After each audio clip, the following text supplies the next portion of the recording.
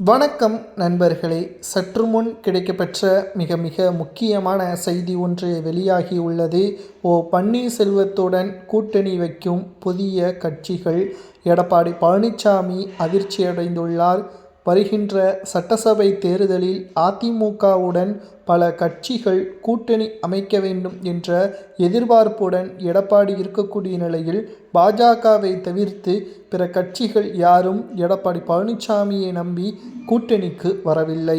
நண்பர்களே, வீடியோ பிடிச்சிருந்தா மறக்காம ஒரே ஒரு சப்ஸ்கிரைப் மட்டும் பண்ணிருங்க. பக்கத்தில் உள்ள பெல் பட்டனை மட்டும் கிளிக் பண்ணிருங்க.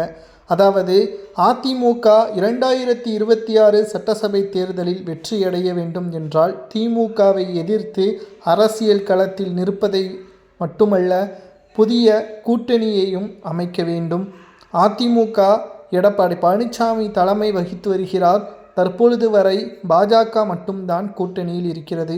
பாமக, தேமுதிக, இன்னும் சிறு கட்சிகளும் அதிமுகவிற்கு ஆதரவுகளை தெரிவிக்காமல் இருக்கிறது.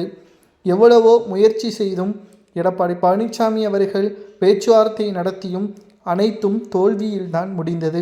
இதற்கு காரணம்தான் என்ன?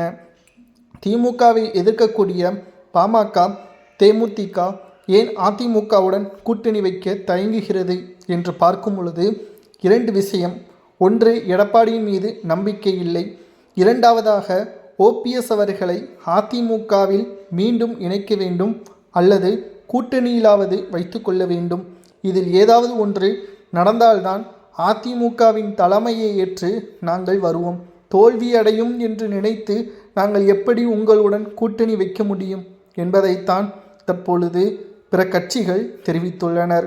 அது மட்டுமல்ல, OPS அவர்களுக்கு ஆதரவாக நிச்சயமாக நாங்கள் அவருடன் கைகோர்ப்போம் என்று பாமக, தேமுதிக இன்னும் சிறு கட்சிகள் கூறியுள்ளதாக தகவல்கள் கிடைக்கப்பெற்றுள்ளது.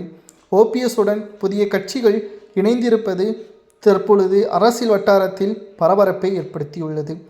ஒன்று, இவர்களுடன் தாவேகாவில் OPS அவர்கள் கூட்டணி வைத்தால் தமிழகத்தில் 2வது மெகா கூட்டணியாக தாவேகா கூட்டணி தான் அமையும். அப்பொழுது அதிமுக 3வது இடத்திற்கு தள்ளப்படும், எதிர்க்கட்சி அந்தஸ்தை இழக்க நேரிடும் என்ற பல்வேறு தகவல்களும் கிடைக்கப்பெற்றுள்ளது. OPS தலைமையில் புதிய கட்சிகள் அமையக்கூடிய ஒரு சூழல் உருவாகும்.